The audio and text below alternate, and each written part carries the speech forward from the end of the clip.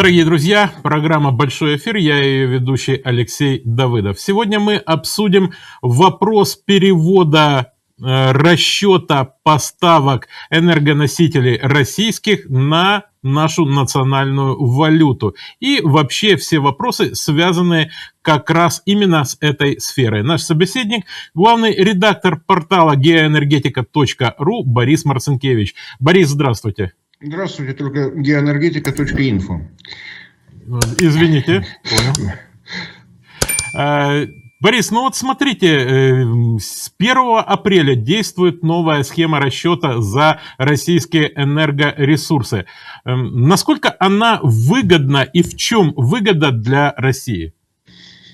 Она действует действительно с 1 апреля, когда она реально войдет в силу. Мы увидим, надеюсь, из сообщений «Газпрома». «Газпром» 1 числа начал официальную рассылку документов своим партнерам в Европе. Это более 150 компаний. С какой скоростью, кто из них будет реагировать на полученные документы, сказать сложно. В этой схеме получается, что для европейских заказчиков, потребителей, покупателей ничего сложного не происходит. Не происходит кардинальной смены контракта. Это даже не смена валюты, это смена банка. То есть это несущественное изменение, поэтому чисто с технической точки зрения все можно сделать достаточно быстро. С какой скоростью они будут это делать, зависит, разумеется, от каждого из этих компаний, какие решения будут приниматься.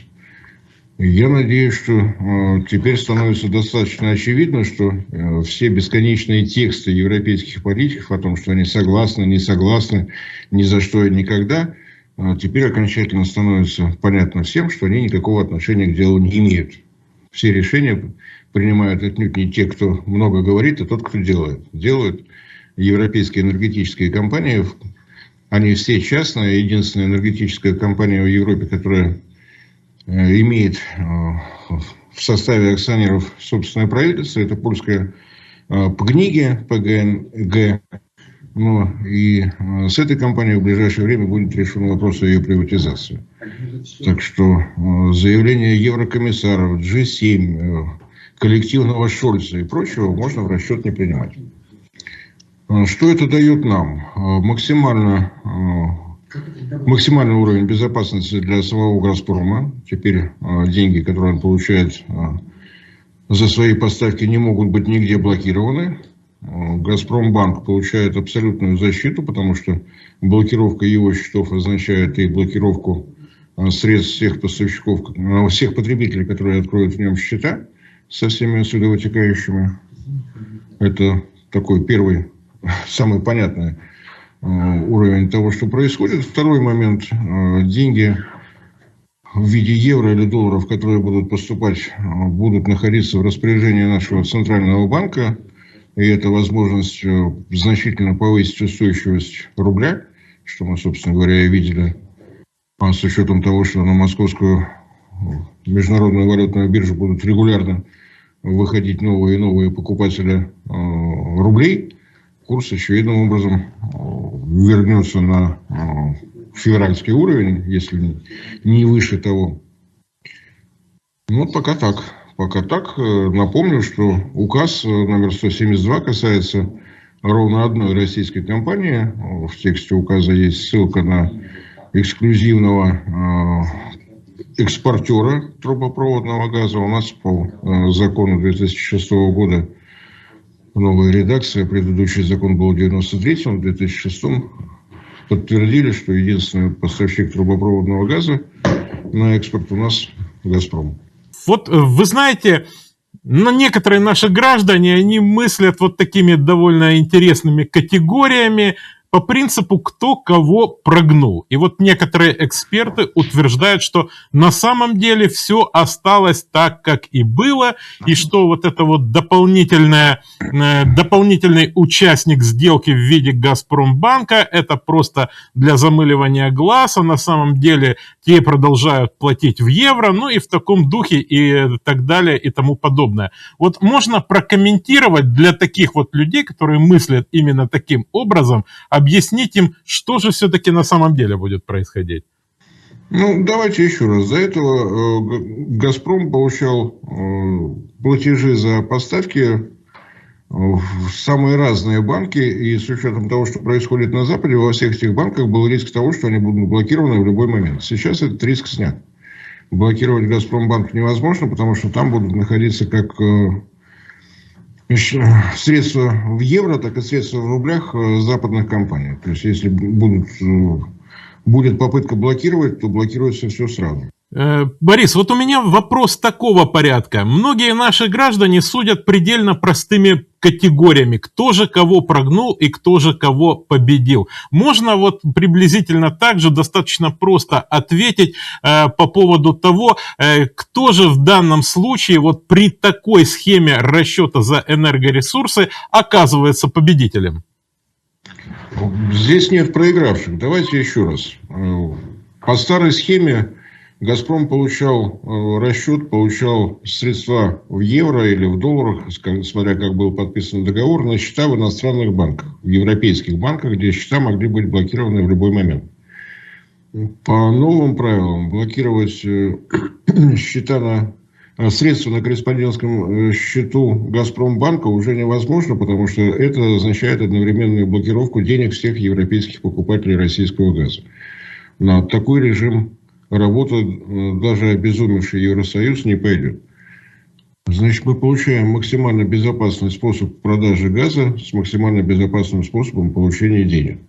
Это первый момент. Второй момент. Поскольку «Газпром», получается, продает все 100% своей валютной выручки, они поступают в распоряжение Центрального банка, и есть возможность эти деньги использовать для работы со странами, которые не вводили дискриминационных мер по отношению к России, к тому же «Газпрому». Но «Газпрому», вероятнее всего, валюты хватит и так, потому что он валюту будет получать по-прежнему за поставки в Турцию, за поставки в Сербию, за поставки в Китай. Трубопроводная. Но то, что России необходимо иметь валютные средства для покупки всего необходимого, мы по-прежнему не автаркия, мы много чего закупаем. Это тоже факт. И это надежда на то, что Центральный банк Российской Федерации будет принимать более активное участие в нашей экономике. Не только в банковской сфере, но, может быть, пойдет на более тесное сотрудничество с правительством России. Нельзя такого исключать. Что касается европейцев, их не заставляют напрямую покупать рубли. То есть, это можно рассматривать как переходный период, достаточно мягкий. Вот эти конфронтационные настроения, которые в нашей интернет-среде есть, так сказать, патриотическая, давайте обрубим им все. Ну, давайте обрубим им все. Если посчитать, какие деньги при этом недополучит российский бюджет, ну, можно смотреть по результатам 2021 года. Только по налогу на добычу полезных ископаемых и экспортной пошлины мы не досчитаемся 1 триллиона рублей. Это не считая прочих налогов, не считая дивидендов «Газпрома», которые в этом случае тоже будут меньше. Надо ли считать, что у нас эти деньги лишние? Ну, я так вот, например, считать не склонен. Нужно ли считать, что необходимо перерывать все контракты с Европой, прекратить поставлять им газ? Ну, я могу напомнить, что вообще-то магистральные газопроводы в Европу строили не только мы, не только в наше время. Мы этот рынок начали разрабатывать еще в Советском Союзе. В конце 60-х годов началось строительство первых магистральных газопроводов. Полсотни лет работать на этом рынке, чтобы добровольно с него уйти, ну, на мой взгляд, это не самое. Очень много сейчас в Европе говорится по поводу того, чтобы, ну, скажем так, отказаться от российского газа, от российских энергоносителей. Как быстро Европа может действительно произвести какую-то замену, каким-то образом заместить наши углеводороды, и возможно ли это вообще? Ну, давайте по порядку. С чего начнем? С газа, с угля, с нефти. Что им больше всего не нравится? Давайте с угля. Давайте. Поиски альтернативы весом 50 миллионов тонн, а именно таковы были объемы поставок российского угля в прошлом году в европейские страны. Процесс не быстрый. Лишних 50 миллионов тонн ни у одного из производителей нет. Если их перебирать аккуратно, Крупнейший поставщик угля на мировые рынки – это Индонезия, в которой случился небольшой казус, так скажем, в связи с тем, что сильно выросли цены. Частные компании Индонезии на экспорт вывезли столько, что там было на грани остановки всей электростанции. После чего правительство Индонезии предприняло регуляторные меры, и сейчас добывающие компании прежде всего заполняют прохудившиеся закрома Родины. Поэтому там речь идет не о наращивании объемов поставок, а о том, чтобы они не уменьшились по показателю год к году. Второй по объемам поставок производитель – это Австралия, где сейчас уже третью неделю идут тотальные дожди, где в связи с тем, что Китай отказался покупать австралийский уголь, была подписана целая пачка долгосрочных контрактов, в основном со странами Юго-Восточной Азии, где ближе логистика, где Австралия понимает, как что поставлять. Кроме того, не стоит забывать, что Австралия, как известно, большой приверженец зеленого курса. Поэтому еще 2 года назад банки Австралии заявили, что они не будут кредитовать грязные проекты по добыче угля. То есть отрасль недофинансирована, в отрасли достаточно большое количество долгосрочных контрактов, и обеспечивать еще и Европу тоже вряд ли. Поставщик номер 3 в табеле о рангах — Россия. Поставщик номер 4 — Соединенные Штаты Америки. Соединенные Штаты Америки объем добычи угля в прошлом году подняли на 10% разом. При этом поставки только в Китае увеличились на 15% по показателю год к году. Более чем серьезный результат. Ну и там та же самая зеленая история, тот же самый отказ банков от финансирования угледобывающей отрасли. В связи с чем угольщики Соединенных Штатов, они не вчера родились, они спокойно стали брать авансы по долгосрочным контрактам. Поэтому старушка Европа вынуждена фиксировать очень простой факт. Угольный урожай Соединенных Штатов 2022 года продан весь и частично уже 2023 года. То есть тоже не получается. Соответственно, поиски единственного поставщика не получится. Надо искать разных. При этом, соответственно, угольным электростанциям предстоит подстраиваться под новые марки угля. Щелчок мышкой, и мы используем другой уголь, так не бывает. Теперь давайте поговорим о нефти. Ну, давайте по нефти. Поставки российской нефти в страны Евросоюза — это порядка 40% их общих объемов. Соответственно, здесь можно было бы как бы теоретически вести речь о том, что можно все заменить. Нефти вроде бы хватает. Но, как всегда, есть целый ряд нюансов. Для того, чтобы нефть в Европу пошла из новых регионов, эти новые регионы нужно найти. То есть, опять, либо спотовые поставки, либо перезаключение долгосрочных контрактов, если у кого-то из ближневосточных добытчиков закончились предыдущие, и предложить более приемлемые условия. Это один момент. Второй момент — то, что немалая часть европейских нефтеперерабатывающих заводов технологические линии выстроила так, чтобы работать с нефтью Юрос. Тяжелые сорта нефти дают больший объем выхода дизельного топлива и мазута. И на самом деле бензин — это, конечно, хорошо, но надо помнить о том, что дизельное топливо — это все грузовые перевозки, идущие посевные работы и так далее, и так далее. То есть спрос большой. Для того, чтобы перейти на новые сорта нефти, во-первых, требуется время, во-вторых, требуются деньги. Это смена катализаторов. Прежде чем менять катализаторы, надо полностью вычистить все вот эти башни, в которых нефть перерабатывается. Это долго и хлопотно. Максимально близкие по химическому составу сорта нефти, нефть Венесуэлы, которая, как известно, во-первых, находится под санкциями, во-вторых, таких объемов, как в России, она никогда на внешние рынки не давала. И нефть сорта Iranian Heavy. Иран, который также находится под санкциями, который мгновенно заместить Россию не сможет.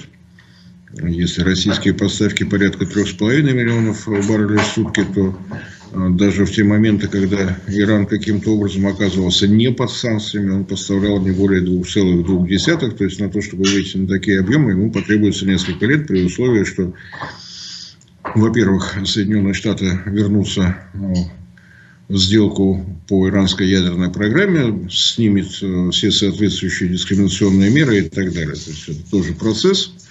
Но теоретически вот как раз с нефтью получиться может достаточно быстро, ну каких-нибудь года-два, и все будет в полном порядке.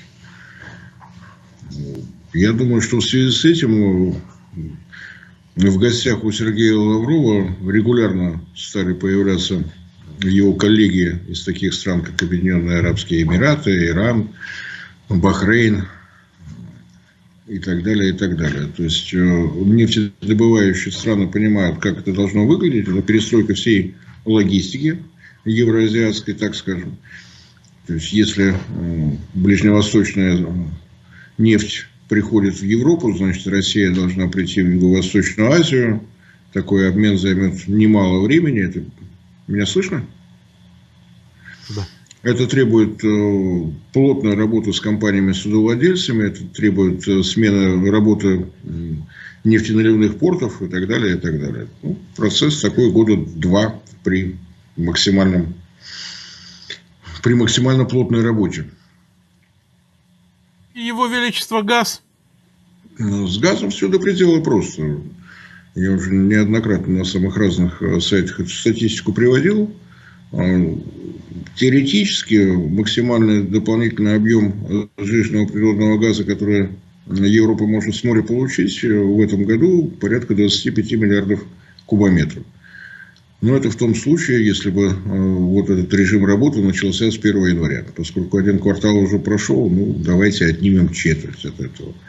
Объема поставок российского газа 155 миллиардов кубометров по итогам 2021 года. 20 миллиардов кубометров значительно меньше, чем 155. Поиски дополнительных трубопроводных поставок тоже велись. Сильно обрадовала норвежская государственная компания Equinor. Она сказала, что может резко увеличить объемы в этом году на целых 1,5 миллиарда кубометров. Тоже, по-моему, не очень сильно спасают. Кроме того, Евросоюз решил показать, продемонстрировать свою могучую победу, громко-громко прокричав о том, что нарастит объемы поставок Азербайджана со своего месторождения Шах-Денис. Это чистая правда. Магистральный газопровод ТАП-ТАНАП построен. Еще в 2020 году он вошел в строй. И поэтапно, в соответствии с календарным графиком, наращивает мощность поставки. Вот по этому плану в прошлом году объем поставок был 14 миллиардов кубометров. В этом году по календарному графику они должны выйти на 100% мощности на 16 миллиардов кубометров. Евросоюзом это подано как победа. Я так понимаю, что господин Алиев посмотрел на все это и сказал: да, вы победили, все правильно. Ну, правда, у меня тут написано, что так и должно быть. Ну, ладно. Ну, итого, трубопроводные поставки можно увеличить еще вот на 3,5 миллиарда кубометров. Правда, при этом не совсем понятно, как будет складываться дела у Алжира. В прошлом году он по трубопроводам по трем имеющимся поставил около 30 миллиардов кубометров. Трубопровода у него один идет в Италию, два. Один сухопутный через территорию Марокко в Испанию, один по дну на Средиземного моря тоже в Испанию. В связи с тем, что обострились политические отношения Испании и Марокко, поставки по наземному Магриб-Европа просто прекращены. Там дело доходит до военных столкновений, тут уже не до газа стало. Приблизительно 1,5 недели назад Испания решила, что она в этом конфликте поддерживает Марокко. В связи с чем из Мадрида отозван посол в Алжире. И уж как там будет с поставками газа, теперь зависит уже не от газовых дел мастеров, а от того, как сложатся отношения у господ политиков. Не исключены сюрпризы. Вот и, собственно, вся картина. Поэтому для того, чтобы снизить зависимость от российского газа, у Европы остается единственный апробированный способ, как известно, за минувшее со времен распада СССР время Прибалтика в 2,5 раза уменьшила свою зависимость от российского газа. Потребовалось, вложений больших не потребовалось. Для этого потребовалось просто убить всю крупную промышленность, крупное сельское хозяйство и выгнать прочь треть населения. Способ проверенный. Действительно, спрос после этого на российский газ падает. Если Европа решит пойти по этому пути, закрывать свои заводы, разгонять свое население, тут ее, конечно, ждет успех. Проверено. Как насчет того, что действительно, если резко упадут поставки российского газа, ну, в силу разных причин, как долго продержится немецкая промышленность? По крайней мере, вот руководители Германии, которые ответственны именно за это направление, они крайне пессимистичны в своих прогнозах. Они реалистичны в своих прогнозах, потому что все, кто высказывался по этому поводу, за исключением Адольфа Шольца, или как там зовут их рейхсканцлера, я все время забываю. Говорка хорошая, Олаф. Ну хорошо. Ну, для меня Адольф не так важен. Вот он бизнесом никогда не занимался, поэтому все его заявления, это заявление человека, который не несет никакой ответственности, цену своим словам просто не понимает. Когда о проблемах говорит руководитель концерна БАСФ, он понимает, о чем говорит. Дело в том, что из всего объема потребляемого в Германии газа в энергетике его потребляется порядка 30-35%. Все остальное это химическое производство, БАСФ. Это производство сельскохозяйственных удобрений. Это отопление жилого сектора и так далее, и так далее. То есть проблема будет отнюдь не только в энергетике, проблема будет в целом ряде областей, отраслей экономики, о чем Адольфу Шольцу представители реального бизнеса регулярно и сообщают.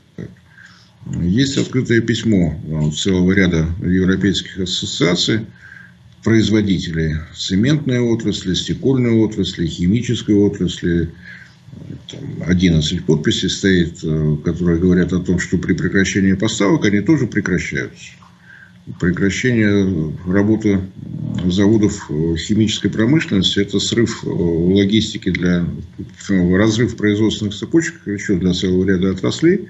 Поэтому, когда руководитель БАСФ говорит, что эмбарго на поставки российского газа отбросит Германию на уровень 1945 года, это чистая правда. Конечно, у них сейчас еще что-то имеется в подземных хранилищах, что позволяет продержаться около месяца, но не более того. Вот в таком режиме, собственно говоря, все они и находятся.